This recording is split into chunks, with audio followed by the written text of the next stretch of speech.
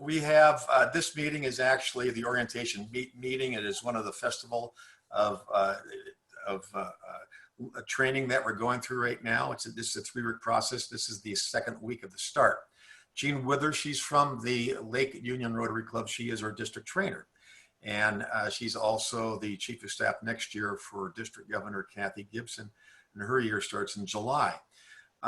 What you're seeing here is a little bit different. What you're seeing is a webinar type format, and the bottom of the screen happens to be a few key things. One of them is that you communicate by a Q&A, and I'm going to have to keep an eye on that. And there's also the chat button. The chat button is something that we're finding out is it's kind of hard to really keep track of during the presentation. Q&A is the best way to go. The best way to do it. If you actually have an opportunity and you want to raise your hand like Sheila Bosner has done, it gives me the opportunity to go ahead and stop the meeting, and I can actually, if it's proper, I can allow Sheila to talk for a second, and then Sheila can answer the question, and we can go with that route too. My goal at this time is to go ahead and start the meeting. I'll do this in about 1 more second because I have to share the PowerPoint. And the next thing on the screen happens to be the vision of Rotary International. And that is, together we see a world where people unite and take action to create a lasting change across the globe, in our communities, and in ourselves. With that being said, I'd like at this time to go ahead and introduce Jean Withers. Jean, feel free. Hi, and welcome, new Rotarians. My name is Jean Withers. As Bill mentioned, I'm a member of Lake Union Rotary, which is one of the 55 or so Rotary clubs around you. We'll talk more about how they're around you a bit later. I'm delighted to welcome you this evening 50 years of Rotary was actually for an event that is dedicated just to you. And Bill will be handling the technical things tonight. We wanted to dedicate this session just to you, to give you a chance to be introduced to this organization you're a part of, to show you the special and unique role that we played in Rotary up here in our perch in the Northwest, and allow you to say hello to some spectacular people around you, and maybe give you some food for thought about how you can learn from Rotary, use Rotary, and be of service yourself, and finally get some questions answered. So with that, let's take a look at this. When you joined Rotary, you were undoubtedly told that your Rotary Club, and Rotary has a long and proud history. You were also told that the history of Rotary is built on all of us together making the world a better place. And all of that is true. Rotary is the largest and the oldest organization in the world made up of volunteers who are dedicated to making the world better for other people. Let's take a look at the first 50 years of Rotary, narrated by our own district governor, Bill.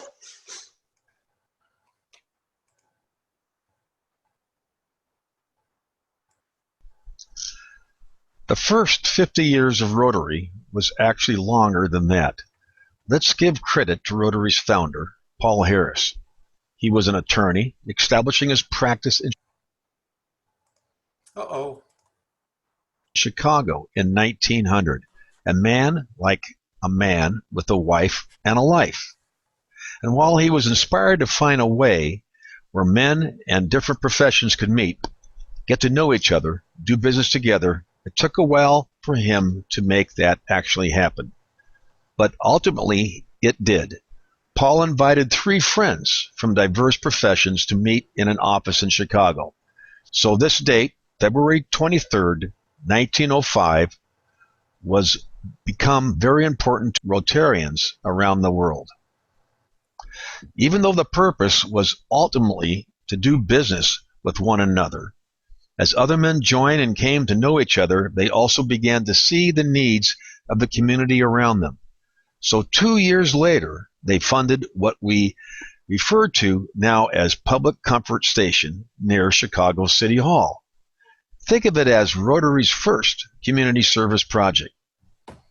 The idea of Rotary, an inspired leadership and determination, resulted in 4 more clubs being formed, all on the West Coast. 3 were on the West Coast, and the 4th club was in Seattle. So with the organization barely 5 years old and now at 16 clubs, these Rotarians could come together at the first Rotary convention in Chicago. Rotary's course serving others was firmly set here in 5 objectives. Each of those objectives hailed the importance of service to one's own life, to other people individually, to society as a whole. And the idea continued to grow internationally, sparking clubs that were formed in Canada and Great Britain. Our own Seattle 4 Rotary captured the dual features of serving and doing business together. Seattle 4 proposed a platform, he profits most who serves best. We know it today as service above self. And to clearly demonstrate the concept of cooperation, fellowship, working together, and especially serving others, the geared wheel was adopted. Though Rotary was not yet 10 years old, clubs were forming rapidly. Phoenix 100 was formed in 1914, and the wives of Rotarians became involved as well. They were called Rotarians. And Rotary was skipping the boundaries of language as well, as the Havana Club was formed in 1916. But war in Europe turned those Rotarians' attention to a different kind of service, relieving the desperate struggles of refugees escaping invading armies, housing them, feeding them. And despite the devastation of war, Rotary looked forward for new ways to serve. Our endowment fund was proposed near the end of the Great War. President Arch Crump suggested it. It would become the Rotary Foundation. The honor of the first contribution will always be held by a Kansas City, Missouri Rotary Club. It was $26.50. Still, the idea of Rotary, the concept of serving, working together, while engaging in friendships and fellowships, kept spreading across the globe. Manila Rotary, a club that proved instrumental in Rotary's future, was the first Asian club formed. And Rotary grew, powerfully led by Paul Harris, a remarkable executive secretary, and a team abroad in 6 years. Rotary International formed 500 clubs on 4 continents. Amid the explosion club expansion, one creative Rotarian produced a test, a way to model individual behavior in business, life, community life, family life. Everywhere it became known as the 4-way test. To this day, it is recited often and frequently memorized. And Arch Crump Endowment, officially named the Rotary Foundation in 1928, began its remarkable history of donations to help others. The first $500 to the International Society of Crippled Children. Despite the specter of another war, Rotary grew. Club 5000 was formed in Georgia, and when the world went to war again, Rotarians served at the front, in government, helping millions fleeing disaster or devastated by it. The message of Rotary, service above self, was so powerful that as the war ended, Rotarians from around the world were asked to help draft the charter of the international organization designed to help such global devastation from happening again, the United Nations. Amidst the post-war recovery, Rotarians were struck by the death of Paul Harris. To acknowledge his lifetime of building Rotary, they spontaneously began contributing to the Rotary Foundation. Ultimately, $1.3 $33 million were contributed, a memorial fund was created in his honor, and the first Rotarian Foundation scholarships were granted. And that dream Paul Harris had begun creating a half century before, in 1955, Rotary celebrated 50 years with the well-deserved Golden Jubilee. So you can see the first 50 years were part of the whole tumultuous 20th century, with Rotarians actively involved in every aspect of the world, because that's what we do, and making it better, because that's what we do. But did you know that a Seattle Rotary Club inspired the Rotary motto, service above self? Did you? Or did you know that Rotarians helped draft the charter for the United Nations? Impressive, I think. Let's take a look quickly at the second 50 years of Rotary. You'll see they're quite different. Bill?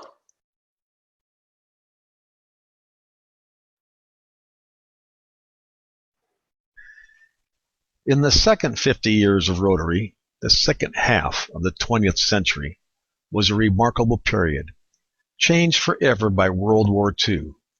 It saw significant leaps and giant movements seeking human rights, and still more wrenching discord. Amidst it all, Rotary grew, changed, and flourished. Following a global war no one wanted to see again, Rotarians increasingly donated to the Rotary Foundation. And honoring founder Paul Harris even further, the foundation recognized $1,000 contribution as Paul Harris Fellows. Rotary also began bringing young people into the fold. In Florida, Interact clubs foster leadership and good citizenship. In North Carolina, university students of both sexes joined Rotaract clubs and saw this movement go international fast. The Rotary Foundation, now well established, launched its Matching Grants program, the first regular program to fund projects originating from clubs and districts serving them. And the Group Steady Exchange program began yet another way to encourage professionals of different countries to travel and connect from others abroad. Among individual clubs, changes were occurring rapidly. In Tecate, California, Rotarians admitted women as members. Though it violated the Constitution of Rotary International, later their club charter was pulled by RI, and Tecate's Rotarians filed suit. They won, and for a time women could be Rotarians, but only in California. Meanwhile, the foundation was working hard to meet the needs Rotarians saw around the world through 3H grants. Grants made it to create better health, decrease hunger, and serve human needs. And the first 3H grant, it was made to immunize 6 million Filipino children against polio, a project of Manila Rotary, the first Asian Rotary Club. The foundation trustees created an endowment, essentially an insurance policy that would sustain Rotary's good work in the future. The good work of the foundation and Rotarians worldwide contrasted with continuing pressure from outside, particularly at the same time Rotary International was preparing to announce the Polio Plus campaign to immunize all children of the world against polio. Individual Rotary clubs were clamoring to bring women into Rotary, and some of the most effective clamor came from Seattle, from a small club just being formed in Seattle's International District.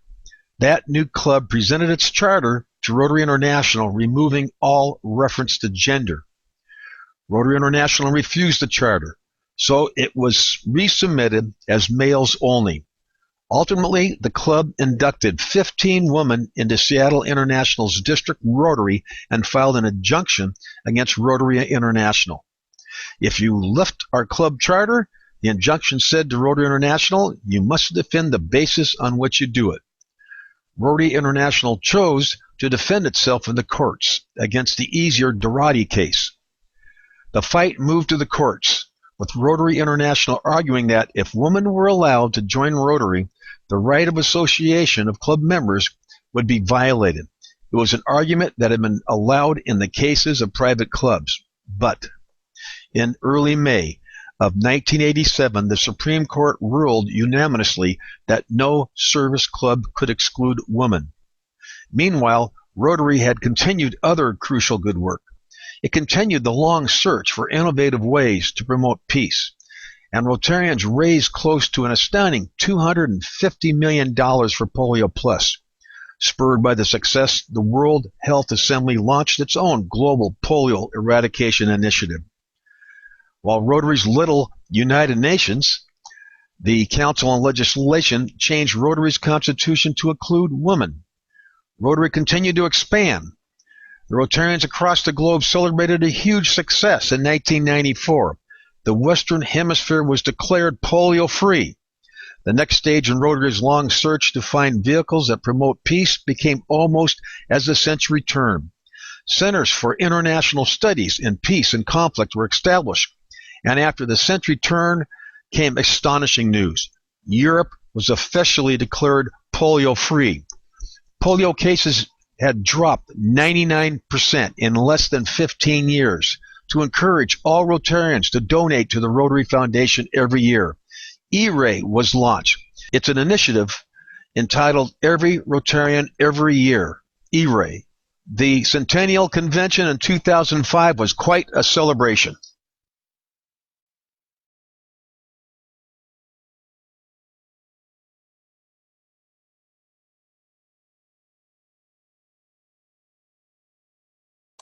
Are you ready for the quiz, or is it too close to dinner? I do hope you noticed that the great Rotary Foundation came into its own in the second half of the 20th century. And I'm sure you saw what country the foundation launched that first fight to immunize children against polio in, the Philippines. Very appropriate. Let's take a poll here. Bill and I are really curious. We've been wondering, how long have each of you been in Rotary? Bill, can you put our poll up? And would you all, down at the bottom where you see polls, simply tell us how long you've been? 0 to 6 months, 6 months to a year, 1 to 2 years, more than 2 years. Give you another 10, 9, 8, 7, 6, 5, 4, 3, 2, 1. All right. Interesting. Some of you are brand new. And I'm delighted to see that. That means that for you, this rather unusual time in Rotary is normal. We'll see. Well, if you're really new to Rotary, like a good portion of those folks, maybe a quarter of them, one inevitable truth you'll learn is that every Rotary Club is really unique, truly. When things get back to normal, whatever that is, and we can safely meet in person, I hope you'll take a chance and check out some other Rotary clubs. You'll see some interesting things. Well, the first thing you'll see is that you just made 1.2 million new friends. And yes, hopefully in a short time, you'll be able to go to any Rotary Club anywhere in the world and be welcomed. And second, you'll enjoy, I think, how different clubs can be and still be dedicated to the same goal. Right now, in these unprecedented times, this is especially true. Rotarians seem to relish times when there is an opportunity to be creative and find a way to make local communities and our world better. For example, I'd like you to be introduced to one club. The day after Governor Gardner announced the Stay Home, Stay Healthy order in late March, this 75-member club was already being hailed in their local newspaper because they had already donated $7,000 in emergency funding to help organizations provide food in Federal Way. Bill, can we show the video introducing these folks to Federal Way Rotary?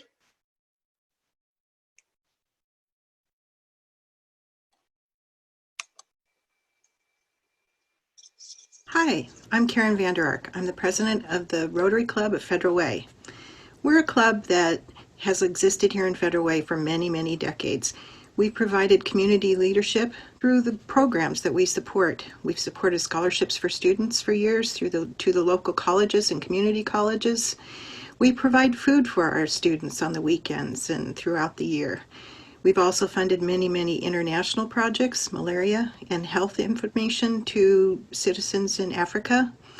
We've also supported our multi-service center, which provides services to the most needy in our community. We've done this in coordination with communities and schools, and we have community leadership on our city council and our fire district at the present time. But the most important thing about our Rotary Club is that we have fun.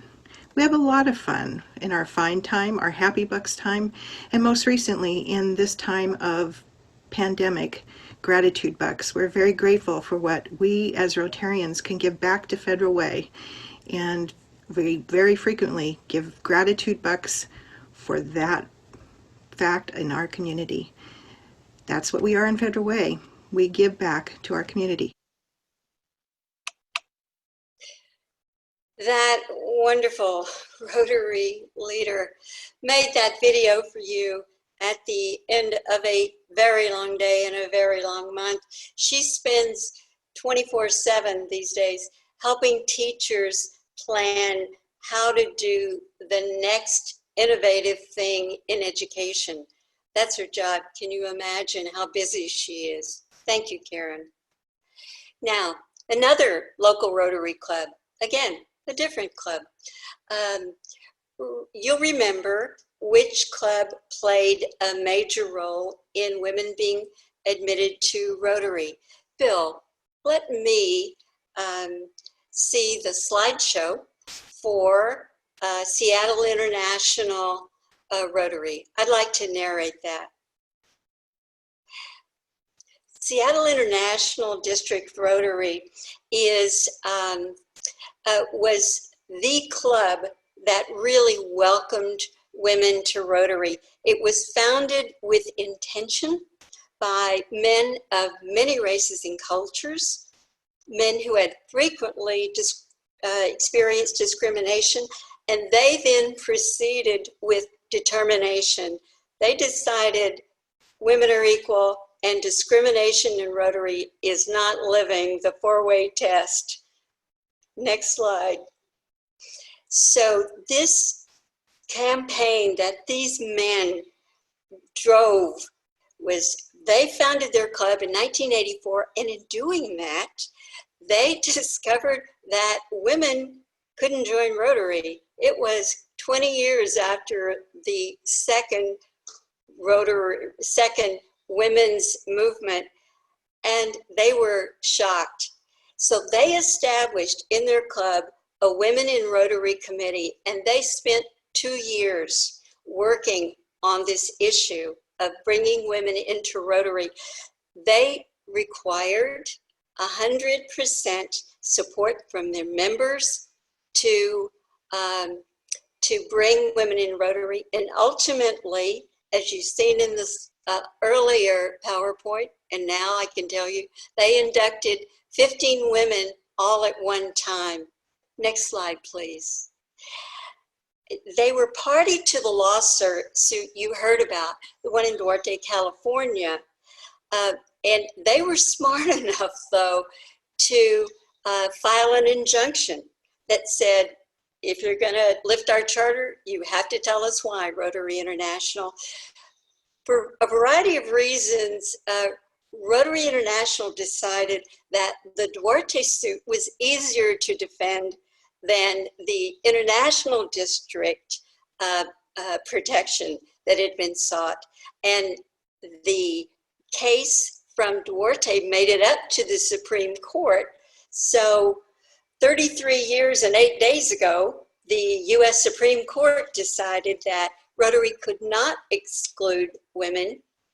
And in September of 1987, 15 women were inducted into Seattle Rotary International Club with a lot of fanfare. Bill, next slide. These are the men. In this list, you'll see a lot of business owners. You may see the name of the former city treasurer, the name of a former now city councilman. There were Stanford lawyers, there were Harvard lawyers, there were a lot of lawyers. We needed them in this case. There were a lot of business people who did business in the ID. And also in that group is Jesse Tam, who 25 years later would be the district governor of our district. We'll talk more about districts in a minute. Next slide, please, Bill. The person who was charged with going out and finding club members was Lloyd Hara, and he was their founding president as well. He searched out the most ethnically, culturally, religiously diverse Rotarians he could find. The key was that many of those members had faced discrimination. And I think that was something that when Lloyd was asked to do this job, the district governor who asked him hadn't anticipated. They were Japanese, or the sons of Japanese who had been interred in World War II. They were Chinese whose ancestors had worked on the railroad. They were Blacks, they were Hispanics, they were Jews. They were different members of a Rotary Club than some might have expected. Next slide, please. The key was that who they were was rather a surprise. And there were folks in Rotary International, there were folks in the district who were rather surprised by this very diverse group of men. But they came together as a cohesive group right from the beginning. Next slide, please. Jim Johnson was actually president of the group the year women came into Rotary, and they came in with the media showing up. As you and I know, that doesn't happen a lot in Rotary meetings. It was change.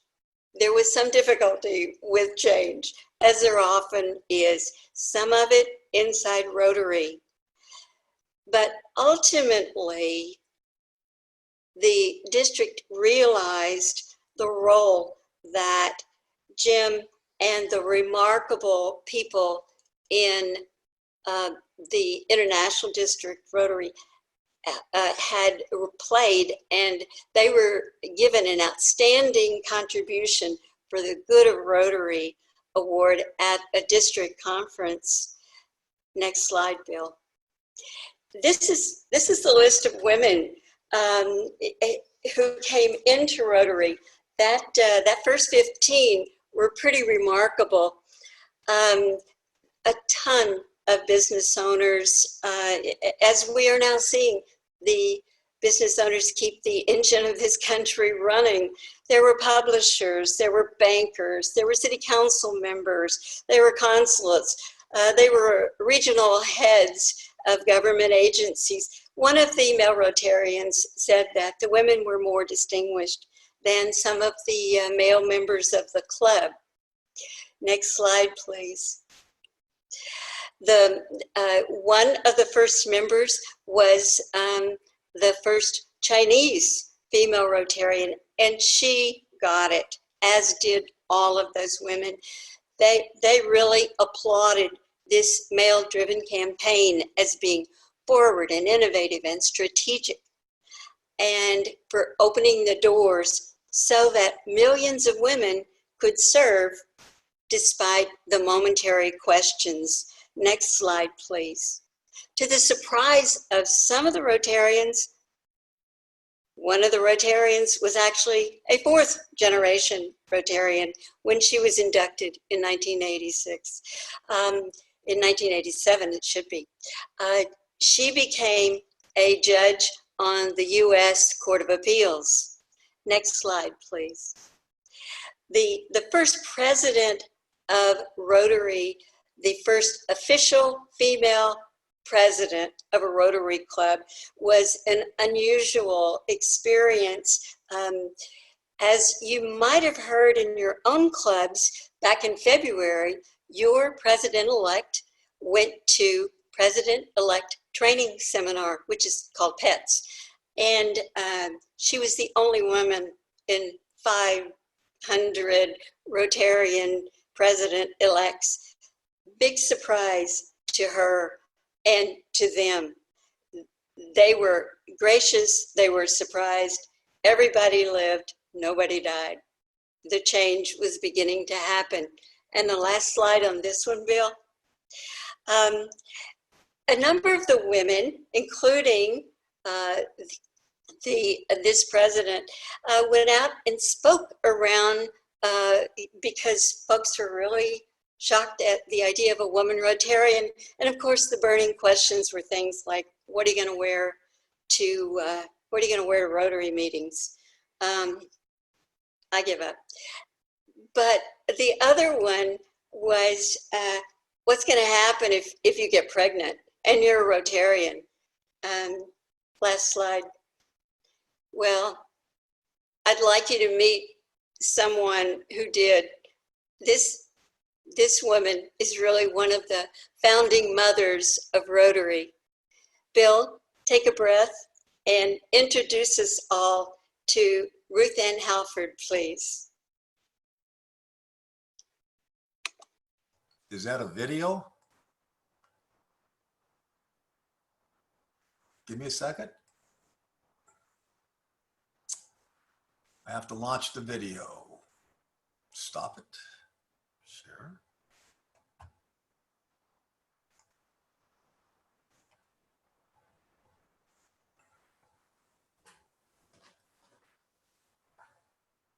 My name is Ruth Ann Halford. I'm a member of the South Lake Union Rotary Club.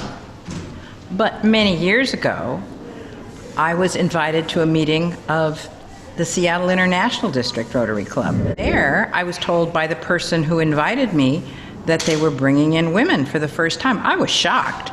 I didn't know that Rotary didn't have women in yet. I mean, this was 1986, but still, I thought we were past that by then. Anyway, I turned out to be one of the early women. I think I was the 16th. It was very interesting, I discovered, to be able to talk about Rotary and revolution, Rotary and rebellion in the same sentence, because it didn't seem like something that had happened very often. In that Rotary Club, some of us were going out as speakers to other Rotary clubs talking about our experience in being in Rotary, and talking a bit about some of the things people were afraid of, that we would spoil all of Rotary for who knows what reason. And at the time, I was working with the exchange students and actually hosted an exchange student from Japan. So I had the chance to go back to Japan and visit her club, which was a club of very distinguished older Japanese men who had no idea what to do with me when I showed up. But they were very nice to me. They just were not at all used to having a woman in Rotary. Everything went along fine with Rotary. We had all the regular chairs of committees, about half of whom ended up being women. And they kept bringing in women. And over the next few years, we got to be about 50% of the club. In 1987, the case came before the Supreme Court challenging Rotary being able to leave women out. And our club had avoided that problem because they had gotten a restraining order before they brought all the women in. So we were actually officially members, and we were the first official members. So in June of '87 was the Supreme Court decision. And we toasted it in our club, but I toasted it very carefully with only a bit of champagne, because at that point I was pregnant and had a child due any moment. And I was apparently the first pregnant Rotarian, but that was kind of a fun thing, to be the first pregnant Rotarian. I belonged to that club for several years. I had my son. My son turned out to be developmentally disabled, and I subsequently became a single parent. So I couldn't do Rotary and a job and my son. And so I reluctantly dropped out of Rotary for many years, and I missed it. I missed that sense of community with people I would not have been able to meet before. In the International District group, I met people who were of Chinese, Japanese, Filipino, Indian heritage. But when my son grew up, he was living not with me anymore, in a different situation, and I realized I probably would be able to join Rotary again. Went back to visit my old club, but was having a hard time getting to their meetings because they were lunchtime meetings, and I was managing a bank, and it was hard to get away. But a client that I met had an insurance broker who was working with me and did such a fast job of getting the insurance for the client that I thought, gee, I really need to get to know her better. So we went to lunch and discovered that she also had a child with some disabilities. We bonded immediately, and first thing I knew, she was soliciting me for Rotary, the South Lake Union Club. And it met at 7:15 on Friday mornings, which wasn't a time that had a lot of conflicts. So I joined it. I got back to the stuff that I had missed before. I met a whole group of new people. We do wonderful things. You joined Rotary to change the world. Join us. We're doing it.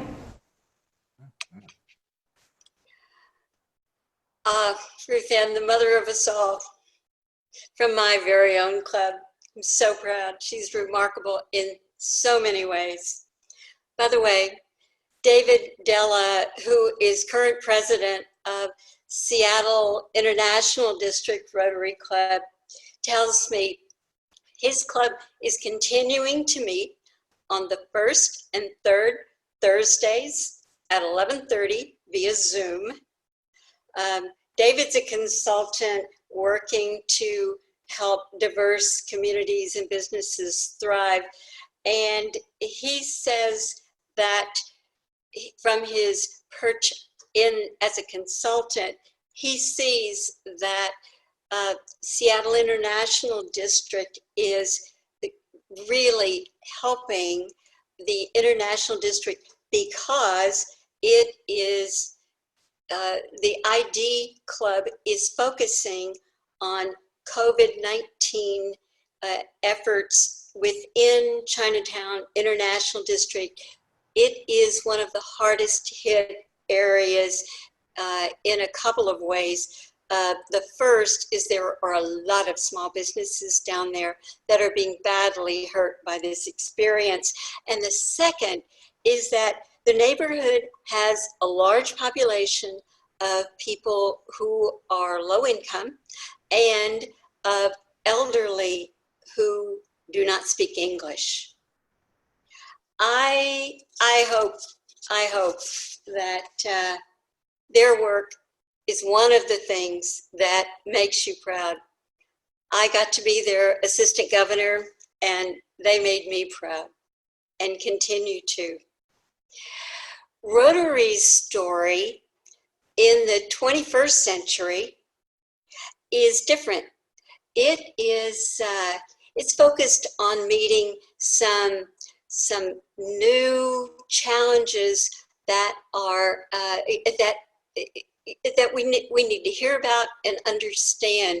Bill, would you let us see? Let's just dive into the 21st century, shall we? Rotary in this century is facing new adventures and different challenges than ever before. The century began with remarkable 30,000 clubs chartered, an expansion into China, an important area of the world Rotary had long wished to influence. Barely half a decade in the new century, polio remained in only 4 countries. In partnership with the Gates Foundation, Rotary was set to raise $100 million to help eradicate polio. Rotarians proved themselves remarkable partners.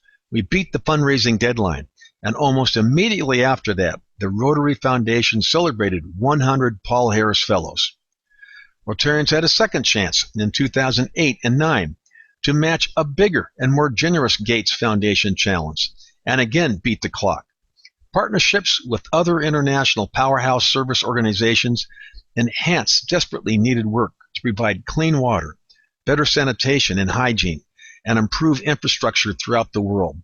Meanwhile, the Council of Legislation approved a new Fifth Avenue of Service, New Generations.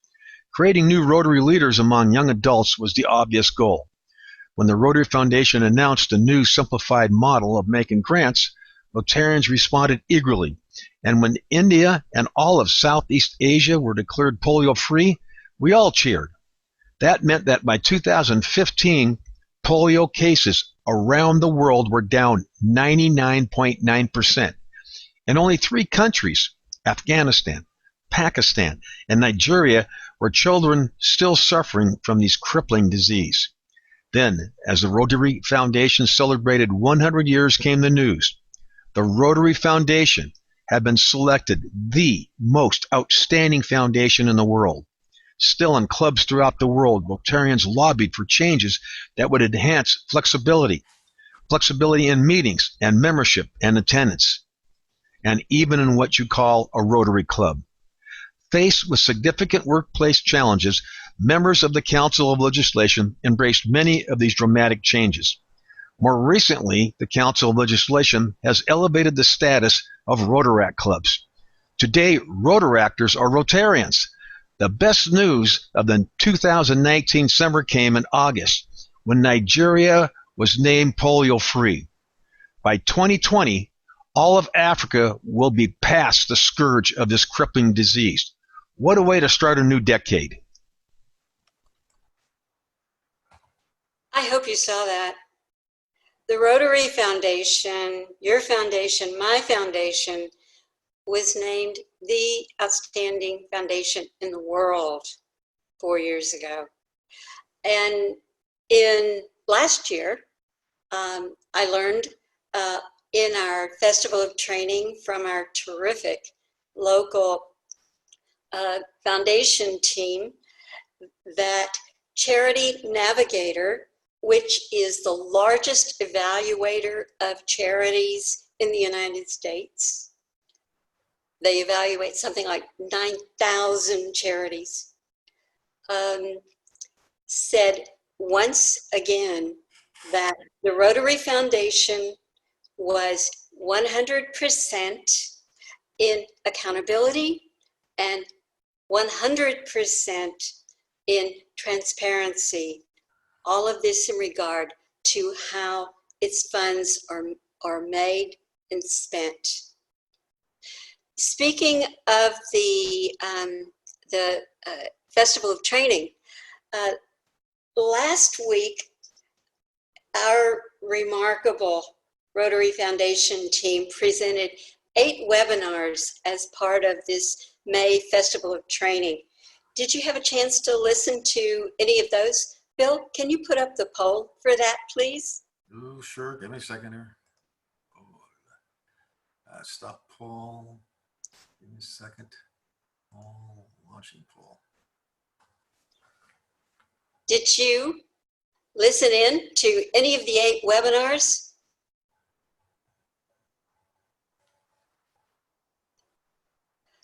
And 10, 9, 8, 7, 6, 5, 4, 3, 2, 1. All right, we're done.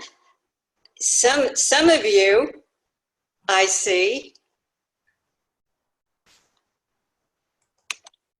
we're in every one of them. That's terrific. Bill and I have some great news for you. They're all recorded and they're up on the district's YouTube channel, which we'll be able to share with you. That reminds me, you've heard districts mentioned a few times. And so let me do a 30-second organizational wrap for you to explain what I mean by that. All of this is dedicated to make sure that in the future, Rotary is not just surviving, but thriving. It takes a little organization, but not too much. We all have enough organization in the rest of our lives, I suspect. You know how in most organizations, most businesses, there is a pyramid and there's a CEO at the top and then supervisors and managers and finally down here are workers. Well, Rotary clubs are exactly the opposite. The 36,679 Rotary clubs, that's 641 more than last fall, are at the top of our upside down pyramid. And below that, to help them function better, are districts, and below that, zones, and below that, Rotary International. Districts are established by geographical boundaries, and essentially there are about 500 or so in the world. Bill, let's take a look at districts, please.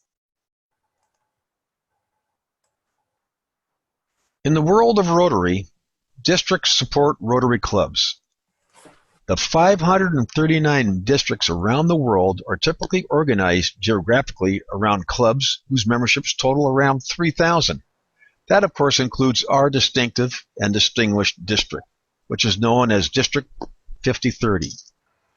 Rotary succeeds only if clubs thrive. Clubs thrive best if they are well led. So districts ensure that club leaders, volunteers who typically serve only a year, are trained to perform their duties with knowledge and ease. Districts create events like conferences where Rotarians enjoy hearing how other clubs succeed at innovative projects in their communities and how they can join together on major grants here and abroad. In our district, Rotarians are given vehicles that encourage them to do business together because, as we know, Rotarians do business together all the time. Usually our district is thought of as including clubs in King County. Remember, though, there is an important portion of 5030 to the south. It dips into Pierce County. And there's another part of 5030 to the north, up into Snohomish County. Overall, that's more than 2,200 square miles. Each year, an outstanding Rotarian serves as our district governor. This volunteer, the single officer of Rotary International in our district, is extensively trained for 3 years to help Rotary clubs thrive. During his or her year, the governor is on call to guide and encourage leaders throughout the district. Our governor is the very definition of a servant leader. Our district has served Rotary with distinction over the last 100 plus years. When districts were created, 503 as it was known then, was one of the largest in all of Rotary, and included not just King County and a bit of Snohomish and Pierce County, but Alaska and the whole Yukon Territory. 5030 began the concept of district projects with Rotary First Harvest, an outstanding effort to feed hungry people in our district. You'll hear this nearly 40-year-old effort referred to now as Harvest Against Hunger. Rotarians in our district have also served Rotary International as first vice president, working closely with the Rotary International president, helping solve the unique challenges of a diverse organization in 200 countries. Yes, Rotary is in more nations than the United Nations. And remember the remarkable contributions several clubs in our districts have made. Simply put, they have made Rotary better, clearer, and more inclusive.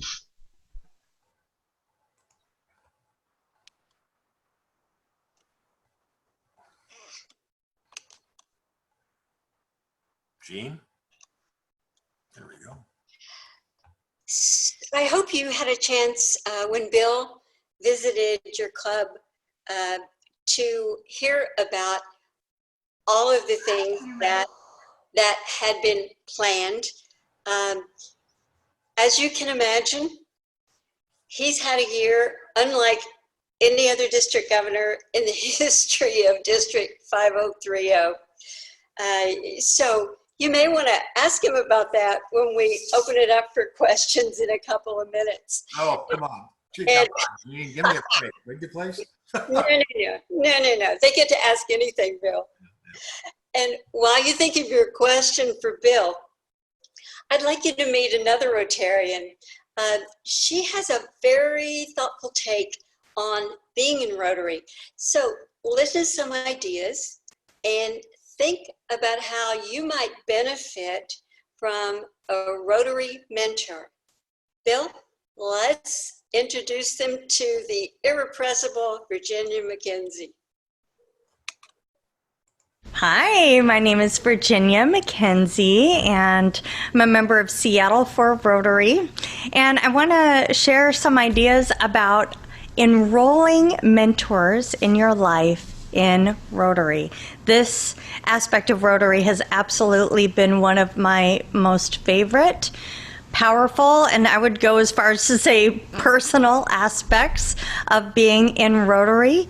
And the essence where it starts is showing up often and being helpful. It is amazing how just showing up to be helpful, little gestures of helpfulness open up the opportunities for people to want to be helpful back to you.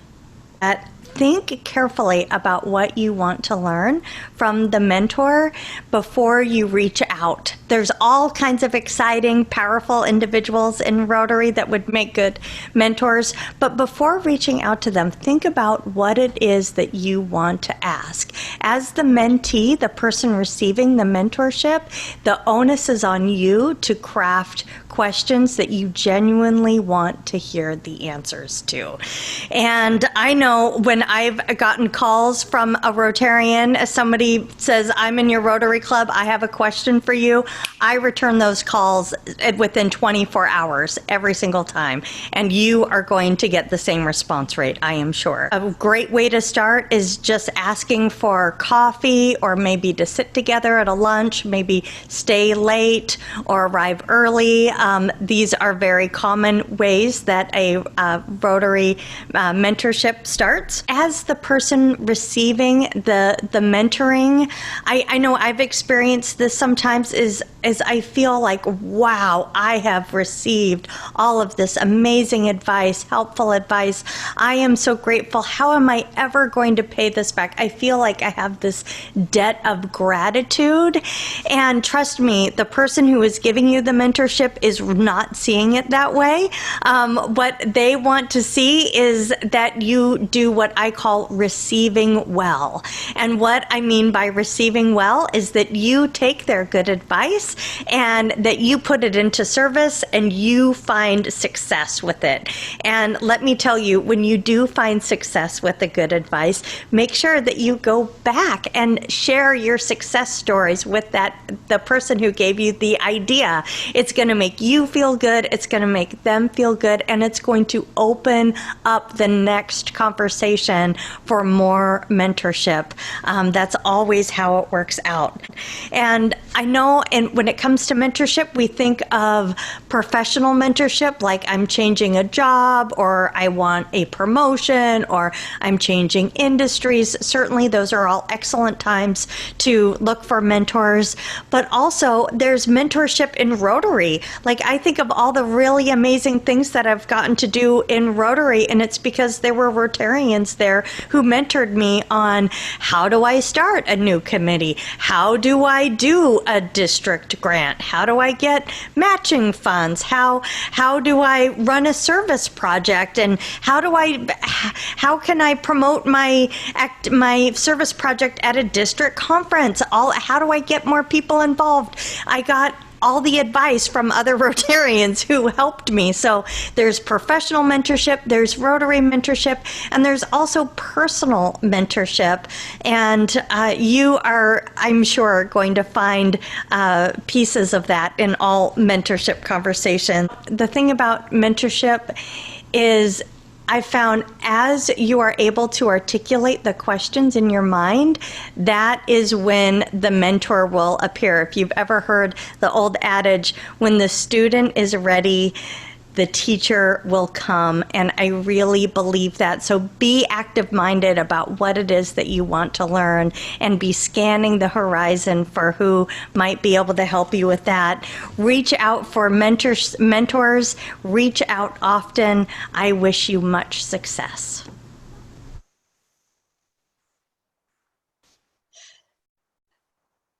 So we're in a different time than when that was recorded last August, for example. But the points are as important, if anything, more important. How can you help your club? How can you help your community? Who can you ask? And as a new Rotarian, you might be a little hesitant because you're new. And some people sit back and wait for the first year or so. But I want to stress to you, as Virginia would if she was here, these are unprecedented times, and everybody's creativity, everybody's ideas, everybody's contacts are really useful to you and to your club and to your community. So I encourage you, perhaps you know someone who could be a speaker at one of your club's online meetings. Perhaps you know a nonprofit that is in need of help. They're serving in this time of a pandemic, and it's stretching them to the limit. What can your club do? Somebody out there knows something great. Take it to someone in your club, someone who might be your mentor, and it'll all be better for everybody. Now, Bill, Features. I want them to be able to ask you questions. So, do you see some questions there from all of these folks? Yeah, Enumclaw is in King County, Nancy, so I do applaud that. That will make sure that has been corrected. Put your questions and answers in there, would be fantastic. Daryl, I am the new public relations person on our new board. I am familiar with this role, but would love to know what makes a great Rotarian Club public relations member. Good news is that we'll be having a discussion about this in our Festival of Training. Robin wrote, she's the PR chair for next year. I'm part of that process. I actually graduated from Wash State University School of Communication, the Edward R. Murrow School of Communication and Advertising and Marketing. So it's in kind of my heart a little bit that I love PR, I love advertising, even though I'm in finance for the last 40 years. And so we have some exciting things happening along those lines. Best things you can do right now to get yourself familiar with is make sure that, one, you log on to My Rotary, which is the international Rotary side. They have a whole section of branding, a whole section that you can take a look at of samples. Take a look at the district Facebook account and find out how that's being run and make sure you're linked into that, for instance.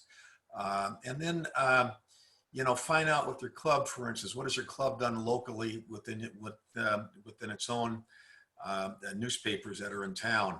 We're about ready to send out a press release for the first time in a few years to all the newspapers. There's over about 40, 45 newspapers all the way from Enumclaw up to Mill Creek, or from Federal Way, all the way to Vashon. And there's that many newspapers that are locally around that we can make sure that you link in the PR committees, and you make sure the PR is coordinated with all the activities you do. One of the things that we do at Mill Creek when I was the president a few years ago was link in something. We try to develop a tagline on everything we do. In Mill Creek is passion for service. And we want to know what your passion is. And it's part of the way that we can also grow membership. And we ask people, what is your passion? What exactly? We want to know what your passion is. And our club has grown from 30 members, 35 members up to close to 60 right now over the last 5 years. So those are a few things that you can do. Check the webinar schedule that you'll have coming up, the festival of training. We will be recruiting. We do need some help on these lines. We're forming the committee up, and I hope that answers your question, Daryl. If you want to, let me unmute you and see, I'll allow you to talk if you have any more questions. You can unmute yourself. Daryl, does that answer your question? Oh, great. Yes, very, very much so. That'll keep me busy. I really appreciate it. Thank you so much. And thanks for the webinar today, too. Okay. Let me scroll down here and I'll take a look at another question. I know of a nonprofit Seattle servicing homeless young people. Is it okay for me to suggest to either of the organizations or contact Seattle City Rotary Clubs to suggest they have come and speak? No question about it. Every club has looking for good speakers. And, the first thing you want to do is to have them speak at your club. And if your club says this is a great presentation, share it with the other clubs. And that's how things start. What's unique about Rotary is that it usually comes in to one person with one idea. Harvest Against Hunger started that way. The old Rotary First Harvest, Hunger Against Harvest started that way, one idea. And it's now a regional, statewide organization deep in the systems of feeding the poor and with the food banks. And that just takes one idea. One idea was a Rotarian out of Philippines that did polio. And I said, why can't we go ahead and vaccinate the Philippines? And now we're 99.9% in polio. So we always I would encourage all clubs that if they have the opportunity to go ahead and any new members that come in, make sure that they're excited, make sure that they're involved, and find out what their passion is. One club in particular hands out a $500 gift card to the brand new member and say, give this to the nonprofit, the organization of your choice, and to help the people. So there were just a few ideas. Nancy, if you're available, let me see if I can find you on here. Nancy Merrill, that'd be you perfectly. Let me unmute you and, ooh boy, allowed to talk. And hope that answers your question. I think I tried to unmute you, Nancy. If you want to unmute yourself, that'd be great. Yes, Does that I answer your just question? did. Thank you. Pardon me, Nancy? No, I was typing in just a note of gratefulness. This was a presentation the best, I mean, I've attended maybe 3 when I was new, and then last year again, and this year. And this was just engaging. Your videos were awesome. They break up a little because of our different connections that we have, but I want to say thank you. That's what I was typing crazily there was before we left, to say how much I appreciated what I learned. Yeah. Well, one thing nice about the videos, we have a YouTube channel. And once we're done here, we'll actually download all the videos, and in fact, they're all in there right now. This is last week's all put in.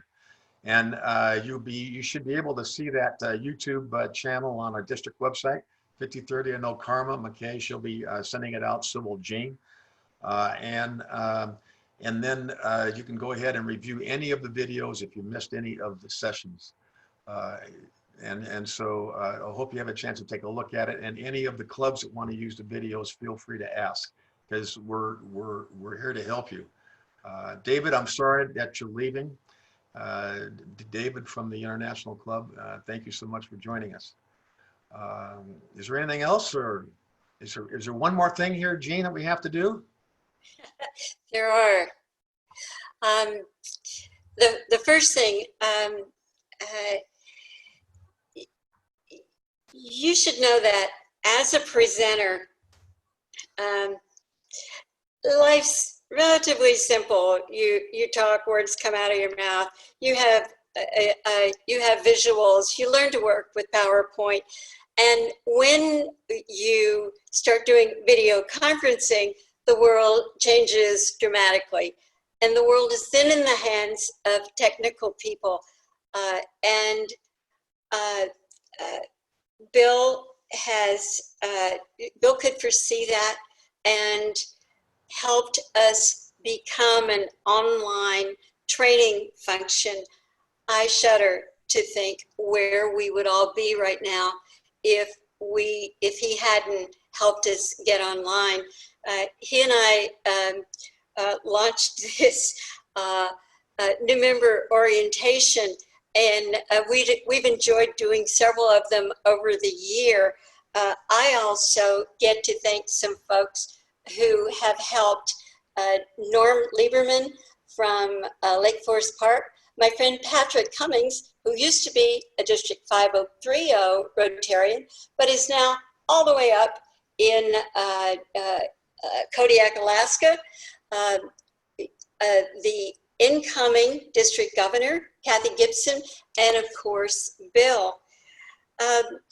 And finally, I just want to say to those of you, particularly those of you who are very new,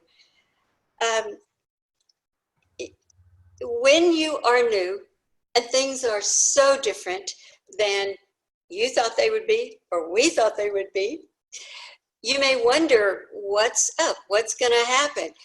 And I want to suggest something to you, and it is this. There is a new Rotary year starting in July. I want you to have confidence. We seem to go from strength to strength. We have had remarkable district governors, and we will have yet another one. She is smart and dedicated and forward thinking and open to ideas and suggestions from you. So we'd like to end and have you meet our incoming district governor-elect, Kathy Gibson.